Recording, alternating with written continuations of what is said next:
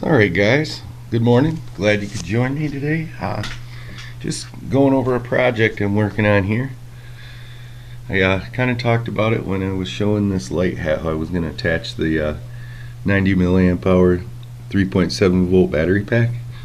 That's found on these little drones. They're self-flying drones. Well, I made a mistake. I actually hooked up the charger direct without the circuitry. Lo and behold, that battery swelled. That could burst into flame at any time. I'm running direct right into the lights on the power cap hat. But the plan was to hook that battery up and be able to recharge it. But I cut the circuit board off, not really thinking. I mean, it was working fine. But then I decided to charge it, and without the circuit board, obviously the lithium polymer battery didn't like that very much. So that could burst into flame. Well, I'm using it for some extra light because in here I have insufficient light. Suppose I could use this power pack here. This is a super bright light if you watch my other videos. That's a great one. Now, pardon my voice. I've been up all night working on things. Got a lot done though. And well, let's get back to what I'm working on here. Now, this is a tethered drone. This one happens to be broken. The little arms that connect the gyro came off, so I'm going to use this one for a longevity test. Since it's no good anyway, I'm going to run it off of this battery pack. I'll show you in a minute how much power it has. When I hook that in, this thing has enough power to lift this whole long 6-foot cord, and I mean, it could lift probably a small camera and a whole bunch of other stuff. And this is a good one that I'm gonna actually make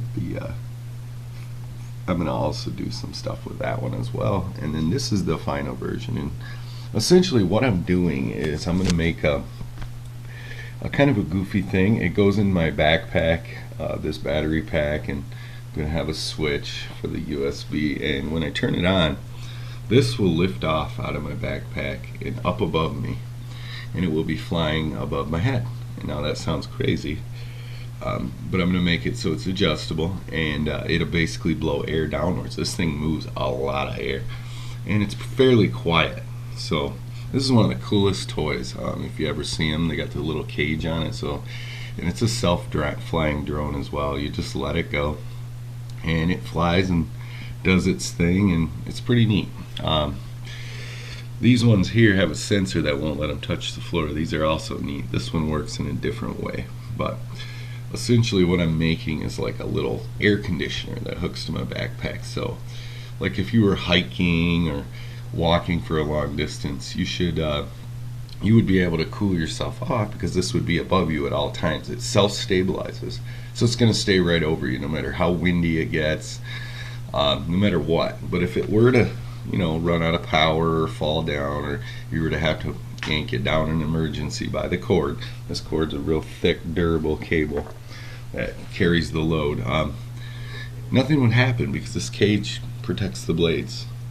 So that's really essentially the idea. It's a portable summer air conditioner / drone.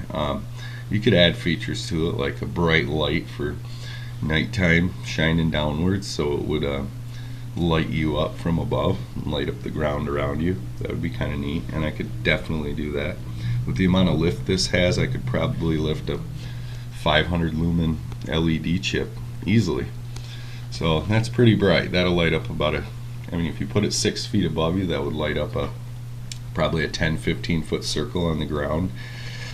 So that would be pretty neat. That would be for like nighttime if you were hiking in the woods or what have you. And since it's adjustable, the up and down, I'm going to put it on a little up and down dealie that I came up with, that I used. Actually, my first tethered drone I put up on the roof of my house, and I ran it for 2 weeks off a lead acid battery, and it was pretty neat. It was just a toy drone, 3.7 volt, had a camera on it. My idea was, and I was working on and kind of gave up, was a security drone that would launch on command, and it would fly over the house and just stand in one spot like this does, and it would essentially provide security for you, and it'd be a visual stimuli to, you know, for example, if somebody was to step onto your property and a motion detector went off, it would send the drone up. So they would hear it, see it, and then know they're on camera. And in a sense, you could also put lights on it so it would light your walkway. Has a lot of potential still.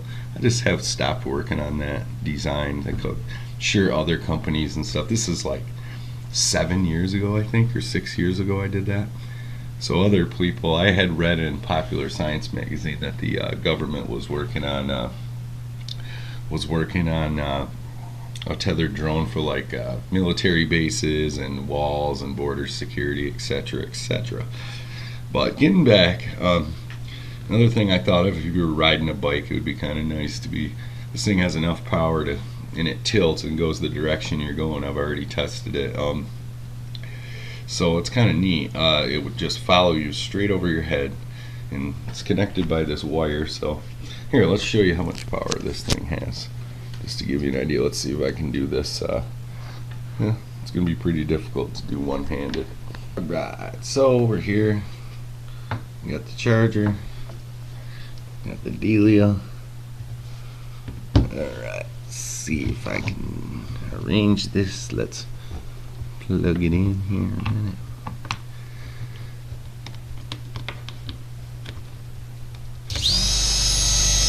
As you can see, it's a lot of lift, blowing all my son's papers around. You saw those pictures. One of them's says "I love Daddy," but yeah, since the stabilizer's not working right, it doesn't really, can't really hover it right now until I hook this other one up. But this is one I'm going to do the longevity test on and see how long the batteries last. So you get the idea.